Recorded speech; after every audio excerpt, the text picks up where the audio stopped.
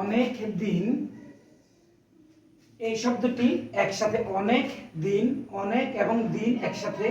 এখানে আমরা আরেকটি শব্দ লিখেছি যে অনেক দিন, এখানে অনেক একটি শব্দ, দিন আরেকটি শব্দ। এখানে অনেক দিন একসাথে একটি শব্দ, আর এখানে অনেক দিন আলাদা আলাদা দুটো শব্দ। এই যে একসাথে যদি আমরা অনেক দিন লিখি, এটির একটি অর্থ, আর অনেক দিন যদি আমরা আলাদা আলাদা করে লিখি সেটি ভিন্ন অর্থ। অনেক দিন অর্থ হলো অনির্দিষ্ট কাল বা সময়। যেমন অনেক দিন আগের কথা, সেকালে একজন রাজা বাস করতেন। বা অনেক দিন আগে এক দেশে এক রাজা ছিল। এটা অনির্দিষ্ট সময়, এখানে কোনো নির্দিষ্ট করে কিছু বোঝানো হয়নি।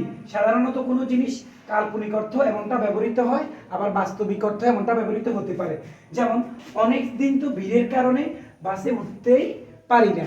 অনেক দিন তো আমরা মাঠে গিয়ে দেখি যে অন্যরা জায়গা দখল করে নিয়েছে। আবার আমরা যদি এই যে অনেক দিন আলাদা করে লিখি, সেটার অর্থ হবে অনেকগুলো দিন। অর্থাৎ যখন বেশ কিছু দিনকে আমরা অনেক দিন বলতে পারি। অনেক দিন তো হলো এবার আমার পাওনা টাকাগুলো দিন। বা আবার এইরকম আমরা আরেকটি বাক্য লিখতে পারি যে অনেক দিন তো হলো তোমার কোনো খবর নেই। অনেক দিন একসাথে হলে তার একরকম অর্থ, অনেক দিন ভিন্ন ভিন্ন হলে তার আরেক রকম অর্থ। আমরা কোথায় কোনটি ব্যবহার করব, আশা করি এবার থেকে সেটি ঠিকভাবে লিখব বা ঠিকভাবে উচ্চারণ করব। অনেক দিন নাকি অনেক দিন। ধন্যবাদ।